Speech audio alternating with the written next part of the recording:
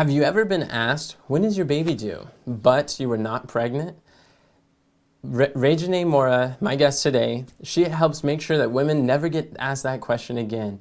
She is a mommy tummy specialist, and she helps women to flatten their tummy after pregnancy by strengthening their abs, core, and pelvic floor. And I have her on my show today because recently she just crossed over 100,000 subscribers on YouTube and won the silver play button. And then a few weeks after that, she crossed over 200,000 followers on Instagram.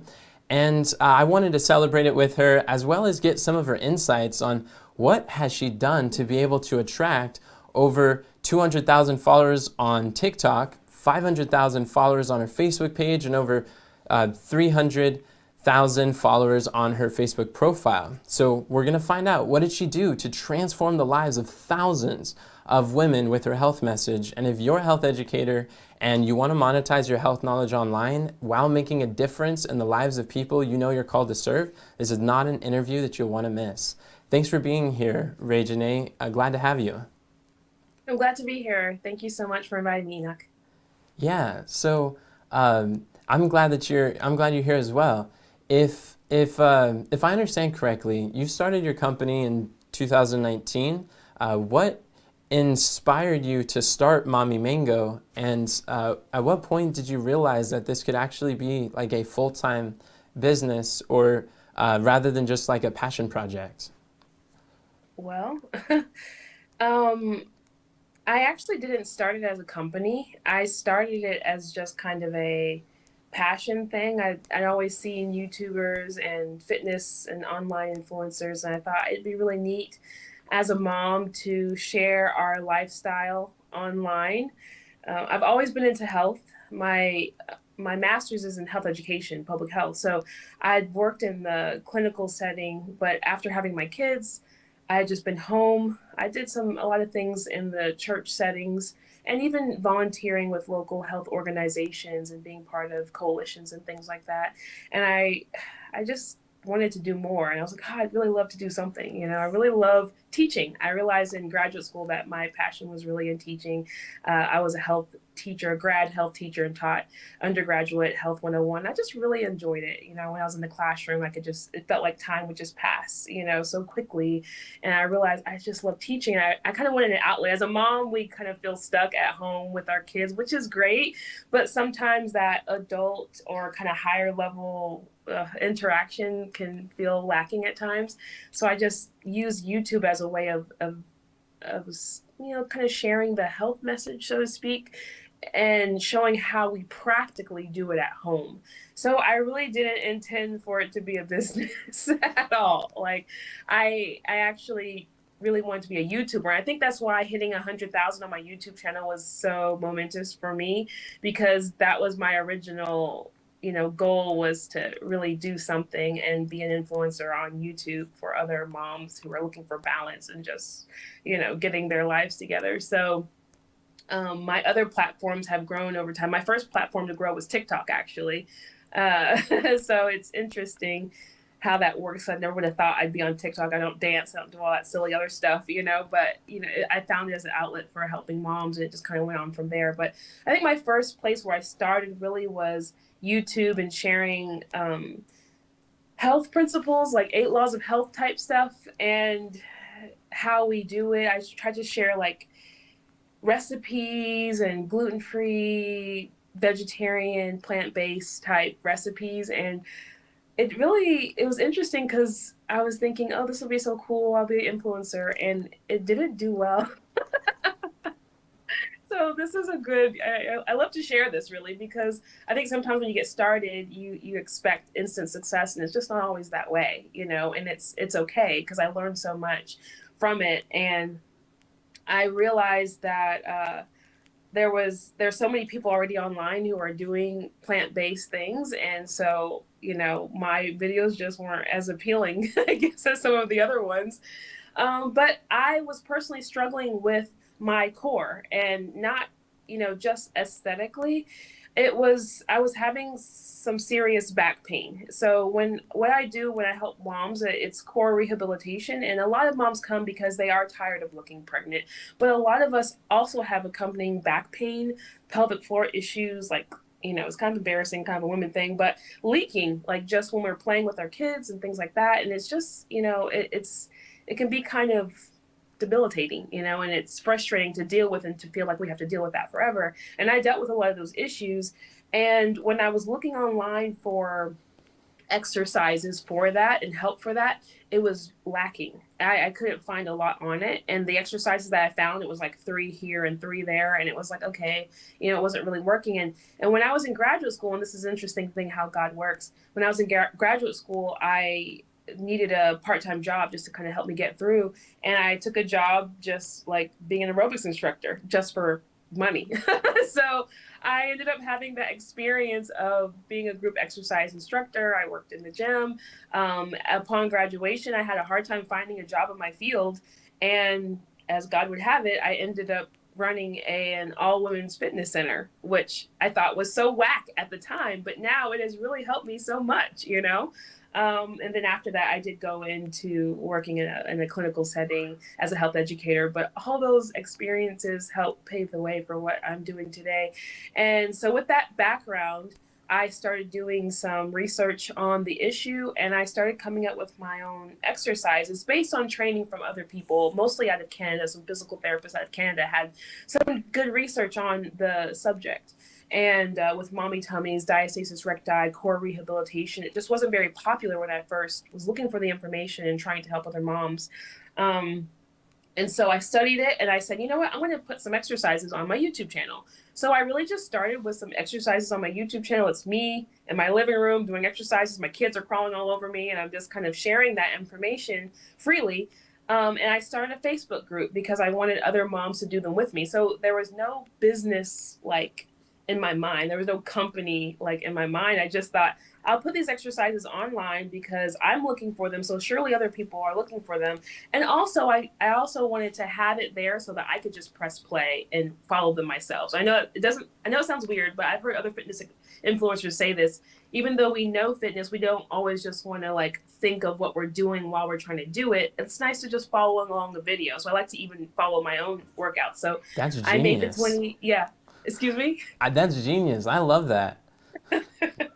Yeah, so I did the 28-day challenge on YouTube. I started a Facebook group, and I remember saying out loud or saying just in my head to myself, like, it would be so nice if just 10 other people would join me to do these exercises with me, just for some accountability.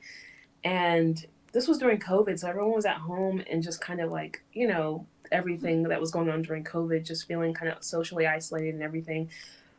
I got to like 300 people in that group, and I was like, oh man, like, what do I do with these people? Like, I didn't feel like some kind of expert per se. I was just learning at the time. That group eventually grew to 8,000 before I closed it because I started doing other things and having my audience follow me in other places.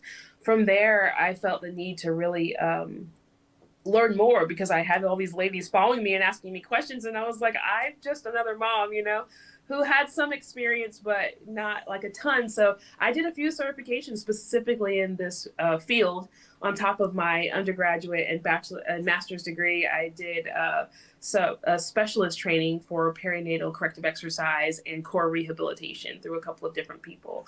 And I made a course for people who needed more than what I offered online. Because when I did my online series, it wasn't rehabilitation, it was just a variety of exercises that were safe for diastasis recti and the mommy tummy, but it wasn't really rehabbing it in the best way per se for those who needed something step by step. And so I came up with a better program based on my new knowledge from the certifications. I did an online course, and that's a whole God thing of how that all worked out because I had some other people, friends of mine, that helped me get a course together, and I began to sell it. And I was sharing information on all my platforms from TikTok, Facebook, Instagram, Pinterest, YouTube, just all over. And content creation is a challenge all in itself, and trying to really catch the eye and catch the attention to share with them something. But that's a whole topic in and of itself that I had to learn. But now here we are. My husband and I do this full time to support our family, and we're able to serve an audience of over 1 million. So it's man, it's been such a blessing. I'm thankful that God has allowed this to evolve the way it has. That's really beautiful. Thank you for sharing. And honestly, you answered so many questions I was going to ask you in the interview with that just succinct story. It's amazing. Like some of the things that I hear you saying is that first of all, like this idea of just sharing some of these general like laws and lifestyle principles. It's kind of hard to break through the noise just with that. But I was going to ask you too, like how mommy tummy or flattening the stomach or helping with this is such a specific problem for a specific person. And the way you solve that is really just kind of what I like to call it. And it's interesting because I like doing an interview with you because I actually use this as an example with someone else who solved something similar to show when I'm talking about like when you pick a person you're going to serve and a problem you're going to solve and a program that you're going to solve it through. I actually use this example of women after pregnancy who aren't able to hold their bladder as much when they exercise. And because like I know even in my childhood, my mom didn't really exercise or run with me or do things with me because she was having Yes. the hard problem with that. And so I'm like, hey, this is such a practical, helpful thing that people need to know about. And so another cool thing that you're saying is that it's not so much that you set out to go create this, but it's more of you documented your journey. And Mm-hmm. I know that there's a concept out there, and that I teach too, is that like document, don't create. And where instead of just creating content from scratch and trying to like come from all this place of expertise, you can document your journey. You can post content that you wish you had when you were getting started or that you wish you could view again and like bringing people, inviting people to join you on the journey. And you're saying, hey, this is my problem. This is where I'm going. This is the steps I'm going to take to get there. Come follow me as I journey. And you really develop this wonderful community of hundreds of thousands of women. And so that's really encouraging. What do you think? So like when it comes to publishing on different platforms, you mentioned you wanted to start on YouTube, and that was the thing that interests you. Like, how was the expansion to other platforms, or like what led you to now you've got a large following on all these different platforms? What was that expansion looking like? Mm-hmm. That's a good question. It's interesting because I was approached by a friend of mine who um, is quite a bit younger than I am, and he said, "Why don't you get on TikTok?" And I'm like, "Okay, young man." I'm like, I'm not TikTok like material, you know. Um, at the time, I was in my late 30s, and he was probably around 30, and he was like, "Look, you can do anything on TikTok." And I was like, okay, what do you mean? So he kind of went through with me and kind of shared with me. He actually has a TikTok. It's called Bible Decoded. I don't know if he's been posting lately, but he has over 200,000 followers of people who are just want to know more about the Bible and prophecy. And I thought, wow, that's amazing, to be able to use something like TikTok, which I would tell my kids never to look at, can be a blessing to so many people. So I started with TikTok. It was a very rough beginning because I didn't understand the culture of that platform. And I think now I've learned so much, but you really have to understand the culture of every platform because it's can be different. And the culture of that platform was very laid back. They went very, genuine authenticity, just showing up as you are and not trying to look super doctored up like a lot of people on Instagram used to be, which a lot of that is changing now. But I cracked that TikTok code, and once that platform has over like 250,000 followers there. So once I kind of was able to leverage that account, I leveraged it when I moved over to Facebook. I was like, okay, well, let's go over to Facebook now. And you come over to Facebook, you share a lot of the similar content, but their culture's a little different. They want to see more posts and more behind the scenes and just really find you relatable and have conversations with them. And so I brought the information over the TikTok type videos over, but I also added that the post and they see like those who are on my personal profile see more of my real life. Those who are on my business profiles don't see as much of that. But one thing that I feel like made a big difference was saying like, okay, I was on TikTok leveraging that followership. Like, okay, I'm coming over. I have over 200 something thousand followers over there. Now I'm here. I want to serve more people. So I do kind of use that as leverage, when I cross over to another platform, especially if it's a new platform and it's maybe challenging to get more followers. Just kind of giving you like reference value. But yeah, so then I went over to Instagram as well. That one was a hard one to crack. I just barely cracked that one this year. Like literally the beginning of last year, I probably had under 10,000 followers. So to be at 200,000 now, I really had to learn some things. I really had to learn some things because I was at that number under 10,000 for several years. So that one wasn't over. Once I kind of cracked the code, then the progress was quick. But before that, it took a little time because I wasn't so fancy. I feel like Instagram was a kind of a prettier platform. You kind of had to have your stuff together, and I was kind of like hot mess mom, like showing up, and I was like my hair wasn't done, and I was just kind of like like, hey, we're moms. And TikTok didn't care. The culture of TikTok is they want to see the real you, but Instagram, I feel like they maybe want to be more inspired to be like better, I guess, because they weren't into that. But it's changed a bit. So I think too what's helped as well is that TikTok really broke the code when it comes to how people like to consume content. So a lot of the other platforms picked up on TikTok style, and that culture kind of invaded all the other platforms. So TikTok style videos now work on a lot of the other platforms. So I find that if my video, if I can get it to do well on TikTok, I usually can get it to do well on all the other platforms because Instagram came out with Reels after TikTok. I think YouTube came out with Shorts after TikTok. Facebook came out with Reels. They all had to kind of get with the program if they weren't going to get left behind. So that's kind of how those That transitions. that is so Place. true. And so knowing what you know now, if you were going to talk to someone, a health educator, is having a hard time breaking free, what advice would you give to someone who's trying to grow, say, their first platforms? Would you suggest they go learn them all at the same time, or like pick one, get good at that, then expand and with that followership? Or like, what advice would you give to someone today? I think today, like I said, since the culture, TikTok culture has kind of pervaded all of the platforms, I'd say, start with short videos and do that kind of TikTok style short video. And more than likely, there are a lot of online apps and tools that you can use to cross post between all platforms. I would just blast them all with the same type of short video content and see what picks up. Keep your analytics, keep an eye on them and see if anything catches on any of the platforms. The only platform that I've been struggling with and I haven't tried real hard on is LinkedIn. It is a different culture and I haven't quite figured that out and I haven't spent a lot of time on it. But all the other ones, I would say just go for it. Make all your profiles about the same. If you look at all my profiles, they're about the same. It's a little bit just a touch of who I am and more so of how I can help you. And that's what my profile basically says. Hey, I help mommies with their core. I help flatten mommy tummies because that's an eye-catching, statement. So I just kind of across all platforms, I would say how you help. Say a one-liner as to how you help and make sure that how you help is something that keeps them up at night.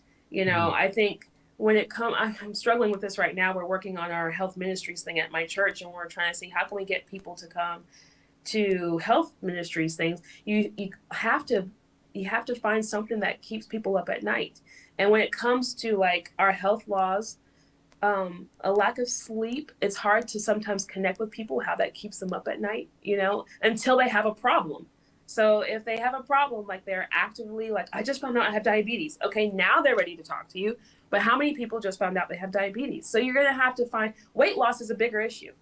When I used to run the gym with the women, I remember I wanted to infuse the health laws. I had a little whiteboard when they walked in the gym. I had a whiteboard that said health tip number one, health tip for the day, and I'd write something down. Everyone ignored the board. I changed the title. I put weight loss tip for the day. Now, mind you, I didn't change the information at all. I just changed that part. And because it was something that kept them up at night, they paid more attention to it. So I think find something that keeps people up at night, let people know that you help them with that on the profiles of all the different platforms, and then post those short videos and see what catches. And then you have to analyze them, see what's working, what's not working, check your hooks. I mean, there's so much that goes into that. But you gotta be captivating. You have to find a way to get their attention. You have to serve them. They can tell if you're really trying to make money or you're really trying to serve them. And in my heart, I try to like convey like I'm just a mom trying to help other moms, and all the rest will follow along. But it can take time. I mean, people now, I've got so many questions, people wanting to meet with me to talk about success and wanting to do interviews and all of this lately, especially. But even along the last year, people have asked, and I've done podcasts and things. And, you see the success of what I've done, but there's been a lot of struggle. And so whatever it is that you choose as a health educator to help people with, you better be passionate about it, because when it gets tough, you're going to have to ask yourself, do I want to stick with this or not? And there have been times where I'm like, oh Lord, do I just need to throw in the towel? But then I think about all those moms. I have information that can help them, and I know it can. I'm like, Lord, if you want me to continue helping them, which I would be willing and passionate to do, you're going to have to take care of us, which he's more than able to do. So you have to be passionate about that thing you're trying to serve people with. Yeah, and you said so much, and honestly, like each time you're speaking, you're just going through like 5 questions that I was going to ask you. But like, let's dive into that a little bit. Can you take me back to a time in your journey where you felt like throwing in the towel and you're just like, man, I don't know if I can continue this? What was it that allowed you to persevere? Like, why didn't you stop? Enoch, you're not going to like my answer. I don't know if anybody will. But it's probably like every other month. Like, I'm not going to lie. And this might be personal, but as a woman who is a woman influencer of women, there's certain times of the month where I struggle more than other times of the month.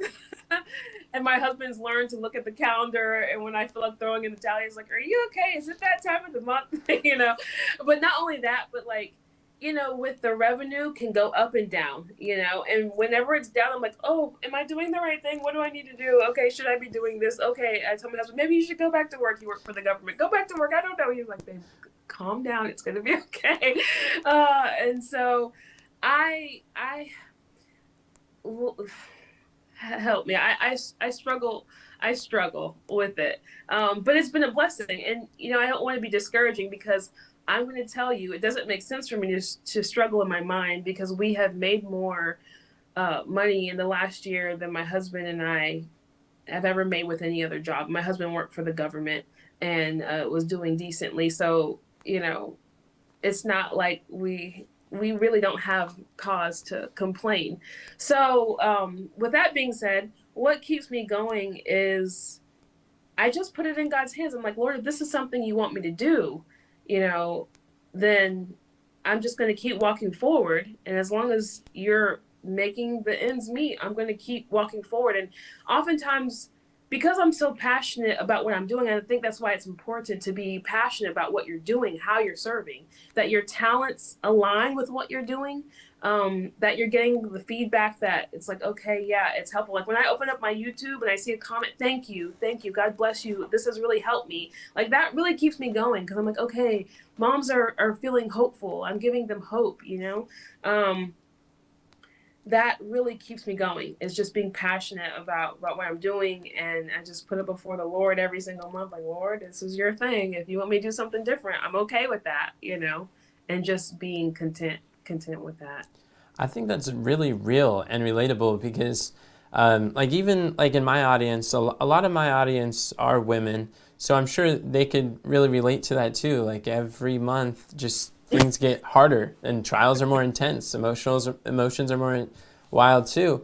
But like what you're saying is that you see that you got a passion in the work that you do and you really love the people that you serve. I always tell people, like, the master key to selling or building a successful business is to genuinely love the people that you serve, and you refuse to sell them anything that is not in their best interest to buy.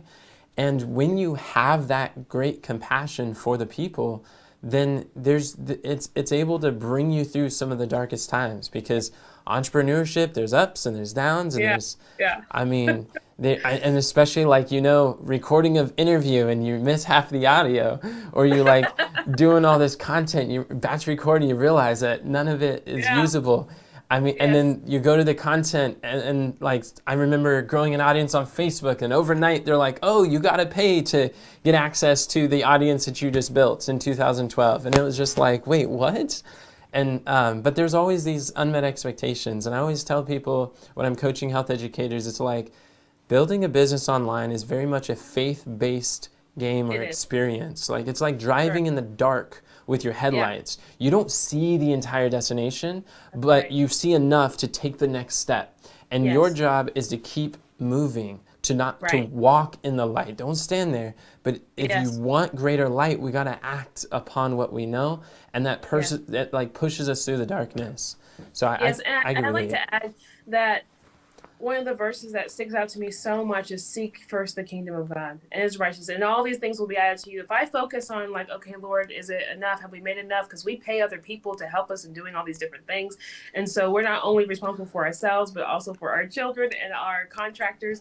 And so I'm like, oh Lord, and I have to, when I get back to that verse, seek first the kingdom of God and his righteousness, and all these things will be added to you, then I will reroute my brain. Don't worry about the part that is God's part. I worry about seeking first the kingdom of God. I'm like, okay, how can I serve better? It pushes me forward. Like, how can I serve my audience better? What do I need to change to try to help them, better? And when I change my focus from, oh Lord, can you take care of me or not? To how can I use my gifts and talents to take care of my audience? Then my whole perspective changes. My stress and anxiety dissipates because I'm doing what I can do. I'm doing the part that I can do.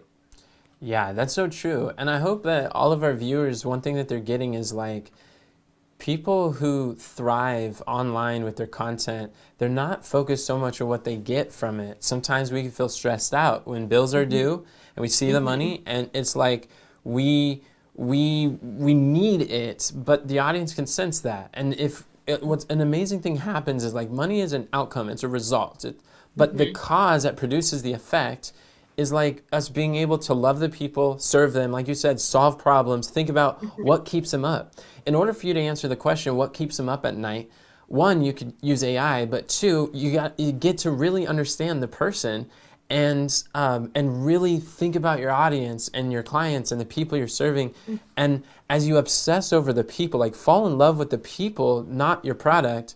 And then, because Mm-hmm. the people are going to continue with you, they'll follow you to different platforms or different stages Mm-hmm. of your journey. Products come and go, programs come and drop, but people is really, when we're in the business of serving people, then a lot of things start taking care of themselves. Then a lot of the decisions come back from, let me obsess about who I'm serving. That's So, right. like, could you also talk about a lot of things that I work with health educators is picking who are they serving? Like, who are they going to talk to? Instead of just trying to, sometimes if they have a problem, like let's say they want to help with sleep, they're like, well, my target audience is everyone because everyone sleeps and they all need to do that. So what would you say to someone who's trying to be all things, all people? Is it important to be like more narrow or specific on who they're serving and what problem they're solving? You know, it depends. I think it depends on who you are. Some people are so captivating and so just, I don't know, that people gravitate towards whatever they say. You have influencers who just can talk about anything and be very general. So it depends. It also can depend on your expertise. Like if you're a doctor or you have some kind of whatever behind your name, people might just listen to all your general things you spew out because you're a doctor. So I was talking to an aspiring health educator recently about this. You have to have something that makes you believable. Okay, so it can be a variety of things. It can be you're a doctor. It could be you're some kind of professional that has done research on this particular topic. Um, it could be that you have intimately experienced helping people do a thing, and you have testimonials to prove that. You just have to be able to prove it to people that you can help them through their struggle. And it could be that you're a doctor. It could be that you've helped people successfully and you have testimonials of that. Or it could be that you experienced the struggle yourself. you know? So for me, it worked out that, you know, I have a degree in this, I have degrees and certifications in health education in this space, but it wasn't quite enough. I did end up niching down, but I did because it was a struggle that I faced. People love a story. They love to find that you're relatable. And for me, I can relate to this problem. So I have a story and related to this particular niche. And when I came out with this particular space, not a lot of people were there. So it really just happened to work in my favor, that I had a niche that was a popular problem, but not a lot of people were talking about it. So I say that to say it depends. Like if you niche down, that could be a really good thing. You just have to niche down into something, a problem that a lot of people have, or enough people have, and that you have some type of experience, whether it's you helped a lot of people overcome that problem, or you've done it yourself, or you're in that journey and you just want people to follow you through the journey, um, until you successfully overcome, and then you can help them. But yeah, sometimes, like for me, I did start generally, but because I wasn't sure what thing would catch. So I did talk about natural remedies on my YouTube channel, a little bit of what we do with our kids when they're sick. I did talk about a little bit about gut health, and we would make yogurt from scratch and plant based yogurt. I did gluten free stuff. I did exercise. And then I let my audience choose by looking at what did they view, what did they like. So I kind of did start broad and then let the audience choose what they liked from my content. And I paid attention to that and I went with that. So, it hopefully all that is helpful because I don't have a straight answer for that. Yeah, I think it's solid to allow the audience to be able to give their input and listening to what they actually respond to, what they engage with. Mm-hmm. That's everything in marketing is a test at best, and whatever's not a test is a guess. So Right. we got to test it, get some feedback, and then move forward. And you talked about too, like the authenticity. TikTok loves authenticity. Culture throughout, even Instagram is changing, and really, social media landscape is changing drastically. They're not Yeah. just looking for the polished studio recording. Sometimes, honestly, if like equipment and video production and some of the editing is a huge barrier to a lot of new health educators because they'll Yeah. spend hours trying to record like a 45-second reel when people are really just looking for you to be real. And Yes. so Yeah. like I've noticed that a lot of times on your content you post some hilarious things and you're funny. Like I got one of the posts that you said was like tired of yelling to get your kids' attention. Try these. Use the bathroom, make a phone call, relax on the couch, or open a chocolate bar. And Right. I'm like, this is funny, and a lot of people engage with that. One thing that I'm trying to do is like when I'm talking to people in person, I've been funny my whole life, and people, you will laugh if you hang out with me for any period of time. But over the last 10 years on content, that's honestly been hard for me to express or try to communicate in that regard. So, what advice Yeah. would you have for me or others to be able to inject or intertwine or just to connect more humor in our content in a way that engages people too? Yeah. It's an interesting thing. Because I have, by God's grace, been able to break through on the content creation side. I've kind of learned it. People ask me all the time, "How'd you do it, Raginee? How'd you do it?" And I'm like, I know some basic principles and some of the science behind like content creation. Like I have been able to break a lot of it down. Like, okay, this is what works and this is what doesn't. But there's this je ne sais quoi that I have not figured out, and I think that it's related to what you're saying though. It's something about the freedom of allowing your self to come through naturally on camera.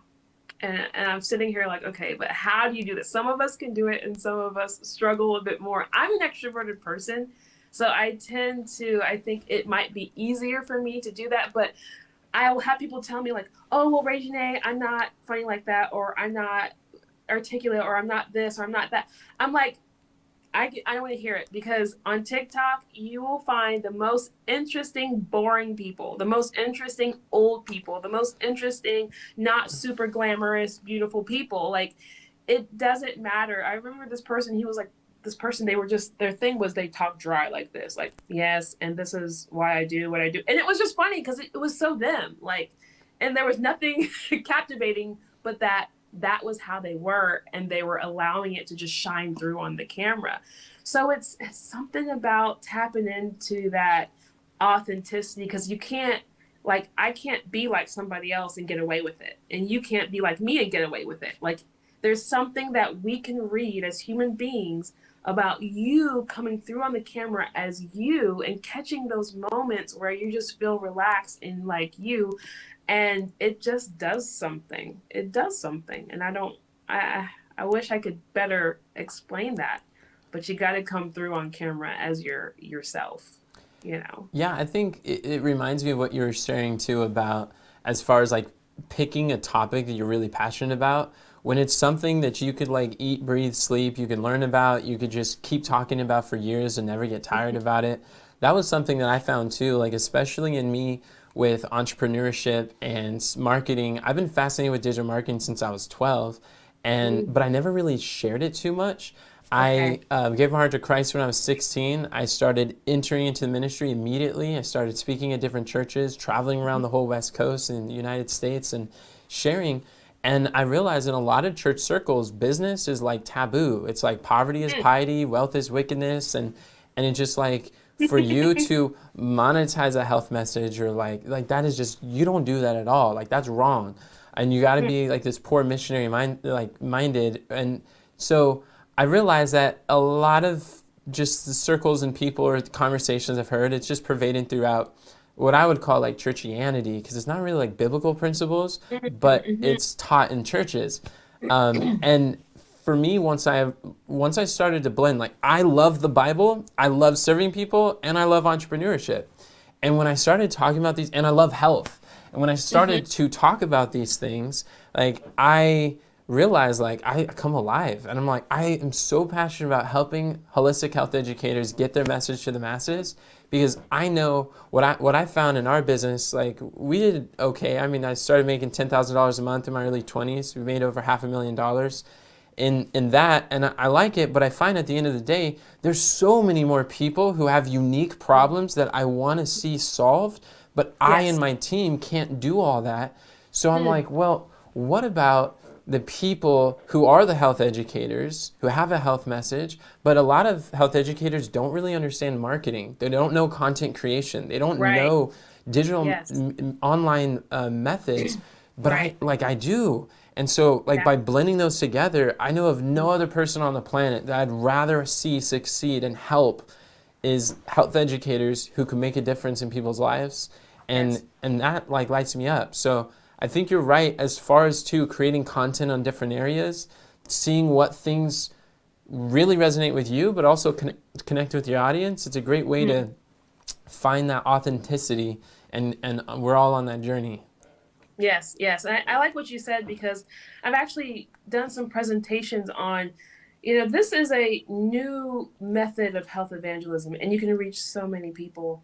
And I think it really starts with, one, looking at the struggles that we have and working at overcoming that. And like you said, documenting it, and then helping other people, but not just one on one.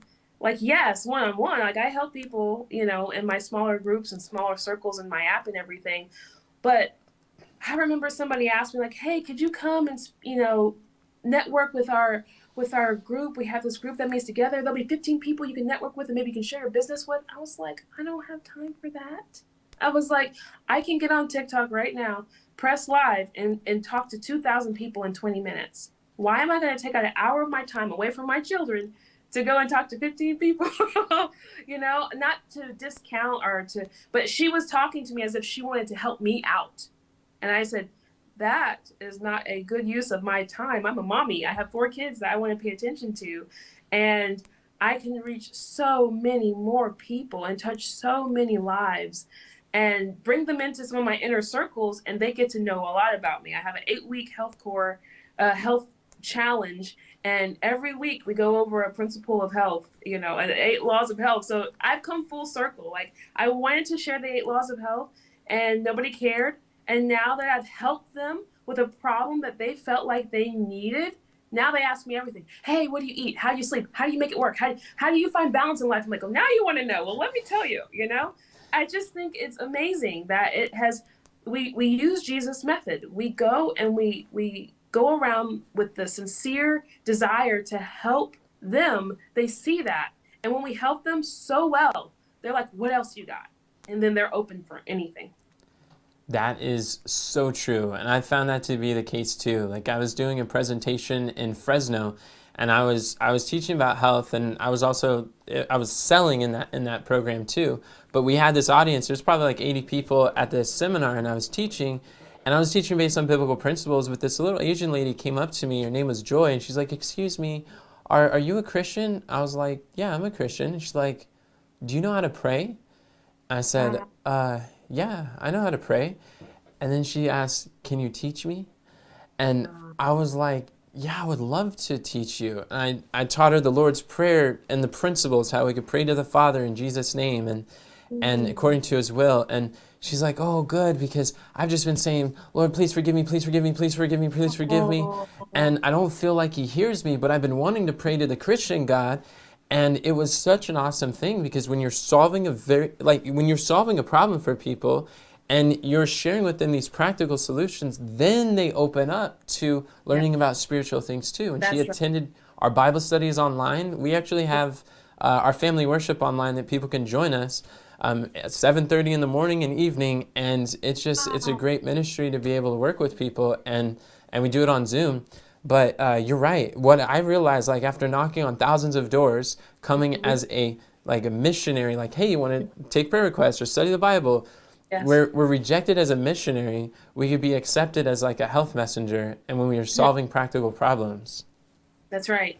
And the interesting thing about it is, we've done so much as a people for free. I've done so much for free.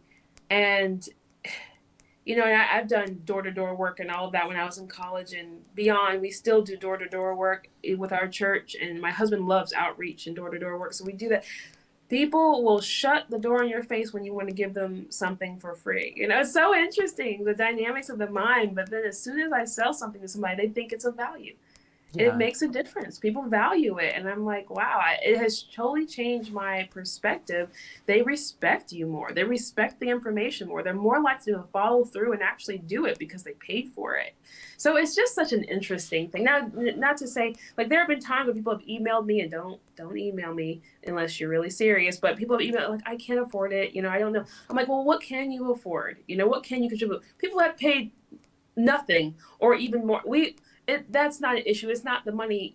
God takes care of us. We've seen that. We've made it with a lot. We've made it with a little. But people value it. People value it more. They do.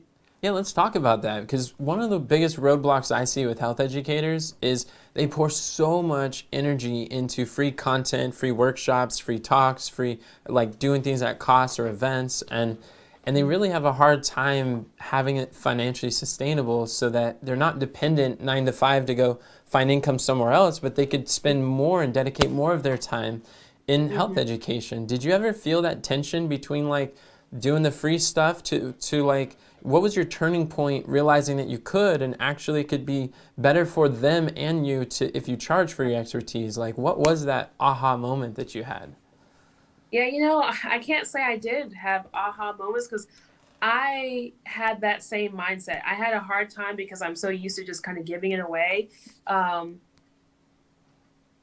but you know what? Now that I really think about it, I did kind of have aha moments. There were, you know, with the amount of people that I serve, it it can be taxing.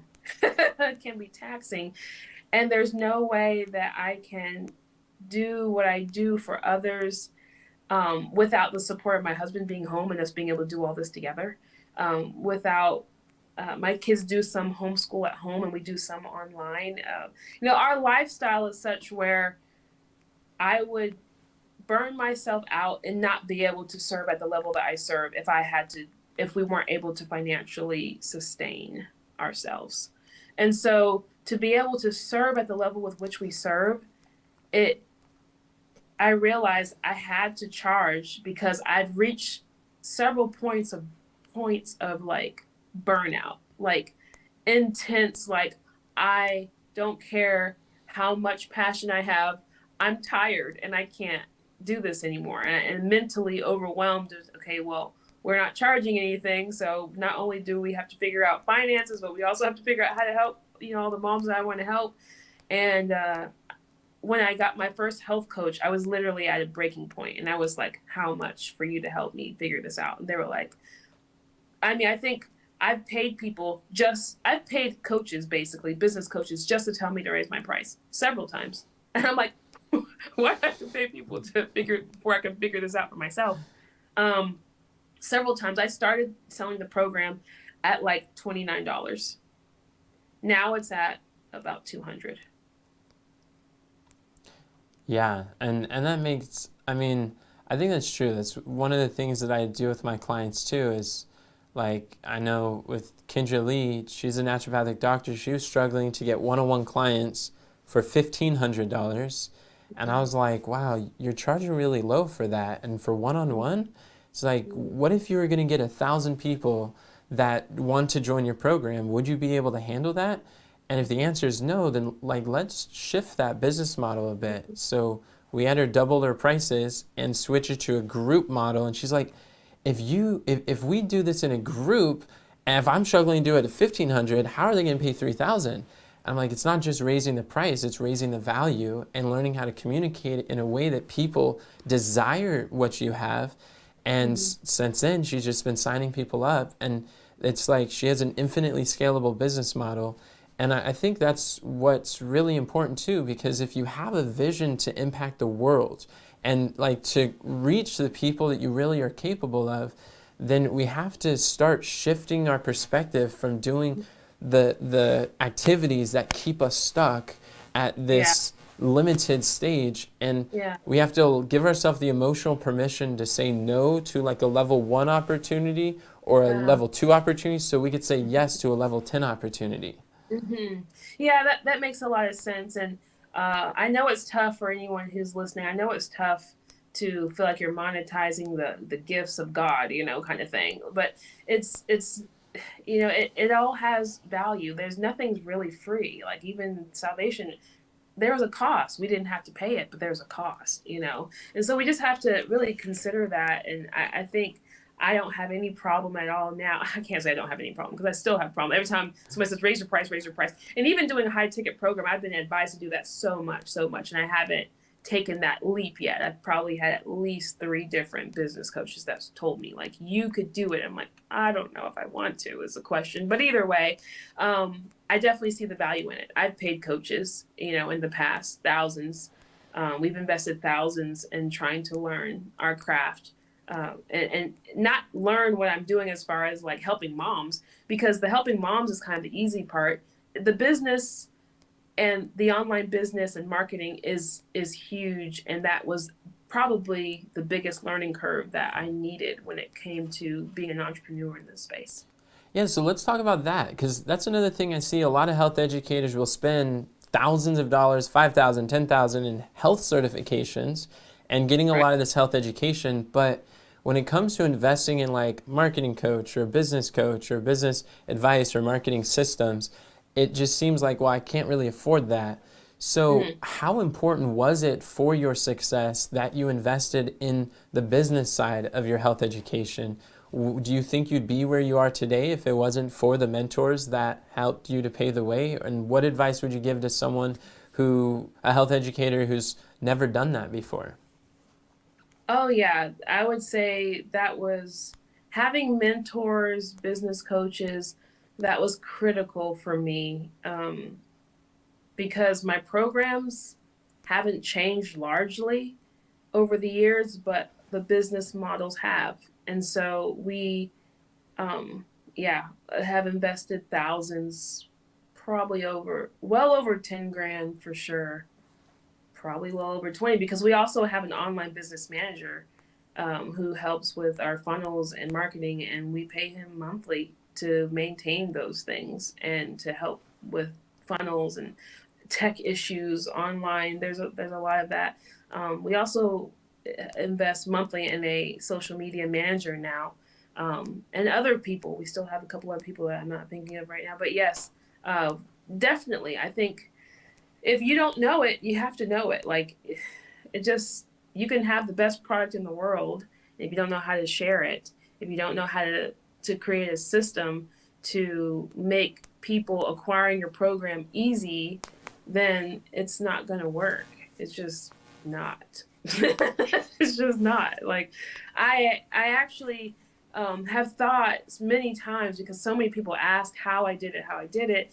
I I've dallied in trying to help other people, through the process, but I am so busy with what I'm doing now. We'll see if I ever get to that point. But yes, you definitely have to invest on the business side. If you don't know it yourself, you won't get very far, I don't think. Especially also understanding the social media side. I mean, I tell this to churches. I was talking to pastors at the recent like GYC that I attended back in December, and I was just like, why aren't, even our churches have great messages and programs. I'm like, why aren't y'all doing social media? Why aren't you, doing funnels and stuff to get people to see interest levels or whatever for different programs? And they're like, oh, well, I don't have a lot of time. You pay people for everything else. I was like, take your evangelism budget and pay a social media manager every month. Like, how no brainer is that? It's a ministry. People, you're going to catch more people online than you are from door to door. Do both. Don't neglect one. We do both. Our family does both. So I think it's always a wise investment. You are trying to spread the gospel to the world, and there's so many parts of the world that I can't actively access right now, but I can. If I was to press a button right now, I have people that I've worked with in India and all over the place. Like, I could name so many countries that we see the codes coming through for sales, and it's like, oh wow, look at this place, Lithuania, look at all these different places, and it's like, never would have reached them if I had to go by foot. Yeah, that's very true. And I love this conversation because it's an example of what's possible and it's available to all. I mean, we don't come out of our mother's wombs knowing how to create content. We're not born knowing how to even use a phone, let alone record videos on it. So, would you say that like everything on this journey that you've learned so far is like a learnable skill or it's like a muscle you can strengthen or develop? Oh yeah, for sure. I would definitely say that. Um, I think people get intimidated when they see like my profiles and how I do content and numbers, but you really don't need a lot of numbers to make money. Like, you just don't.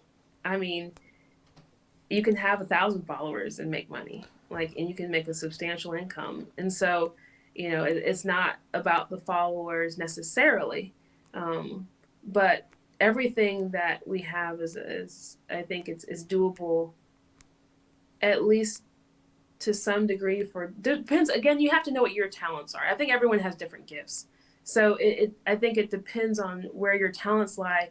But you can always get people to supplement where you lack, because like for me, even my online business manager, he'll tell me ever so gently, because we pay him, so I think he tries to be nice to me. But sometimes I'll move over into the tech space or the funnel space and try to do things, and he's like, so your gift is in content and you do a really great job with that. So, and then, he'll bring up every once in a while, like, wow, looks like you were paying attention to content. Because even though we have a social media manager, I still understand content and have to direct sometimes and help. She's great though. I would recommend her to anybody if you want to know. But when I put effort into social media and the content, because I still am the original person who creates the content, things get better. So I had to recognize, okay, I'm the health education person. I like to show up on camera and educate. I like to, play around with content. Okay, don't let me stay out of the funnels. Let me stay out of the tech. Let me stay out of the you know, and I had to just know my space. So even if it's something that you don't feel like your talent is in, and you learn and learn and learn, and you just can't figure it out, that's where you hire people. That's where you get contractors. That's why you have a team. You know, I couldn't grow. I remember when I came to the point where I had somebody, I paid her to consult with her, and she said, "You have passed solopreneur stage. Stop it. Like you need to start. You need to raise your price." Like I think at the time I was at 127.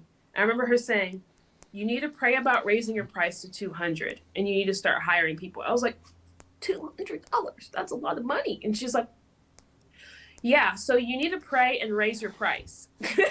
She's real straight. Hold back And nothing. I remember she's like, because you need to hire people to help you. You are past solopreneur stage. You're doing too much and it's not going to work. It's not sustainable. And I remember one day I was feeling real good. I was like, okay, I just changed the price to 200. I remember clicking the button and I just was like, Lord, if it fails, it fails. I think we made like $1,000 in a couple days, you know, like, and I was like, oh, that was that simple all this time. So, you know, and then from there we started hiring people to make up where I couldn't do those things. So yeah, things are learnable, and if you can't learn it, hire somebody. It's That's fine. awesome. Raise your price and hire people. I think that is solid advice, absolutely, and that's why that's why we got Cameron helping with recording the videos, and we got a social media manager too, and it just makes a huge difference because it Yeah, allows you to do what you do very good, that's and right. that's another reason why you want to have charge a price for your health advice, because when you charge, it's not just about making personal profit and gaining and living luxuriously. It's about you redirect that profit into more team and persons and process Right. and being able to scale the impact that you have in the world. So That's right. the world is better because you charge, and you could reinvest in getting your message out further. So That's I right. agree.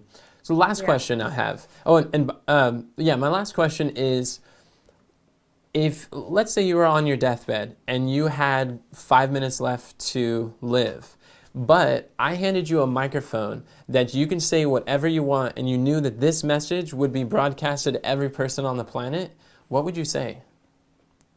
Wow, Enoch, what kind of bomb is that? Like, anyone watching, he did not give me questions I just want to hear beforehand. your heart. Oh man.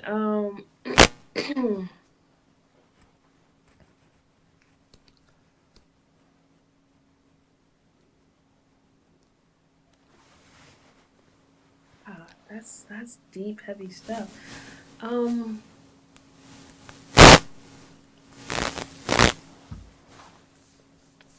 I guess the thing that's been on my mind lately is the concept of aligning your actions with your values. You know, but really, you really have to know what you value and assess, are your actions aligning with what you value? I think as moms, and you know, for me, a lot of times I say, I'm doing this for my kids, or I'm doing this for the Lord, you know, I'm doing this for the people. But then at the end of the day, how much time am I spending with those people that I am saying I'm doing this for? You know, and I think at the end of the day, who we're spending that time with shows what we really value, or who we're really trying to connect with. Like if I say I love the Lord, I say I love my kids, but if I'm so focused on my business and business things, I'm not spending the time with the Lord that who I claim to value so much, or my kids who I claim to value so much. Like even with all this business stuff, it's like I have to regularly come back to check in with myself, you know, what am I doing all this for? You know, what is the purpose? And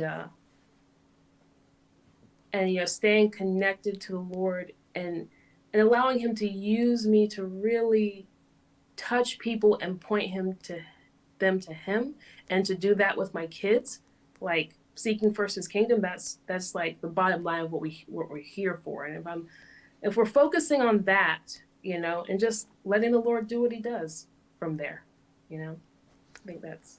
Amen. That's beautiful. Thank you. I really appreciate you sharing that. And I look forward to seeing you. We're going to hang out together in the next 5 days in our High Income Health Expert Challenge. I'm glad you signed up. I look forward to continuing our discussion as well. But is there anything that you would like to share, how my viewers can engage with you, anywhere you want them to follow, or also for anyone watching, if you would like to strengthen your tummy, and then go check out her 8-week, her core challenge, because as you've seen, she's helped thousands and thousands of women, and she's got a system down pat. So is there anything else that you'd like to say while we sign off for my audience? Yeah, they can just find me, Mommy Mango, on any platform pretty much. Mommy Mango. I have a lot of, exercises I give out every single day to get you started. That's awesome. Thanks for joining the challenge. Thanks for joining this interview, and I appreciate your time. Yes, thank you for having me. All right. And as always, friends, remember, God doesn't call a qualified, He qualifies a called. Have a great day. God bless.